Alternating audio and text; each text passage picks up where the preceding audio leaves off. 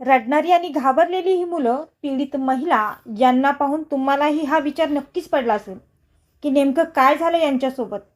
तर आम्ही तुम्हाला सांगतोय, काय झालं यांच्यासोबत. सोमवारी 23 जून रोजी ट्रॅफिक पोलिसांनी विनापरवाना स्कूल व्हॅन आणि बसवर कारवाई करत असताना एका विनापरवाना व्हॅन चालकाला पोलिसांनी थांबायला सांगितलं. मात्र वाहन चालकाने दंड आणि कारवाईपासून वाचण्यासाठी आपली व्हॅन थेट विरुद्ध दिशेने येणाऱ्या वाहनांमध्ये टाकल्याने व्हॅनमध्ये असलेल्या विद्यार्थ्यांना दुखापत झाली.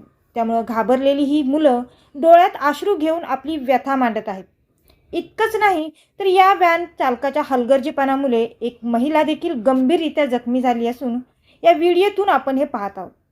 शाळा प्रशासनाचा भोंगळ कारभार, वाहतूक नियमांची पायमल्ली हे सगळं या व्हिडिओतून आपल्याला पाहायला मिळत आहे. वर्षागणिक लाखो रुपये फीस घेणाऱ्या या शाळा आपल्या मुलांना वाहतूक सुरक्षा देऊ शकत नाही, हे संतापजनक चित्र या व्हिडिओतून स्पष्ट दिसत आहे. अंबरनाथमध्ये खाजगी स्कूल व्हॅन्समधून RTOची कोणतीही परवानगी नसताना अवैधरित्या विद्यार्थ्यांची वाहतूक केली जात असल्याची बाब समोर आली होती. शहरातल्या अनेक नामांकित शाळांमध्ये खुलेआम हा प्रकार सुरू होता. एकेका इको व्हॅनमध्ये 20-20 विद्यार्थ्यांना अक्षरशः कोंबून नेलं जात असून महाराष्ट्र शासनाच्या शालेय वाहतूक नियमांची पायमल्ली केली जात होती.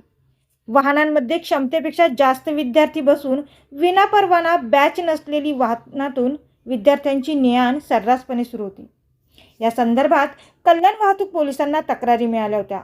त्या अनुषंगाने शहरात कल्याण उपप्रादेशिक विभागाने अंबरनाथ शहरात धडक कारवाई करत सुमारे 80 विनापरवाना वाहनांवर दंडात्मक कारवाई केली. दरम्यान अवैधरित्या सुरू असलेली वाहतुकीकडे शाळा प्रशासन जाणीवपूर्वक डोळेझाक करत आहे, तर एखादी मोठी दुर्घटना घडल्यावरच प्रशासनाचे डोळे उघडणार का, असा संतप्त सवाल या निमित्ताने उपस्थित केला जातोय.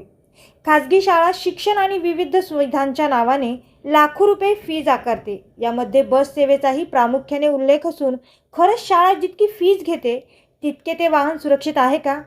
शाळा प्रशासनाने वाहन चालकांचे कागदपत्रे तपासून घेतलेत का? एका बस आणि व्हॅनमध्ये किती विद्यार्थ्यांना नेलं जातं याकडे शाळेचं लक्ष आहे का? आणि खरंच आपली मुलं ज्या शाळेत पाठवतो तिथे सुरक्षितरित्या पोहोचतात का? असे एक ना अनेक प्रश्न या घटनेवरून उपस्थित केले जात आहेत.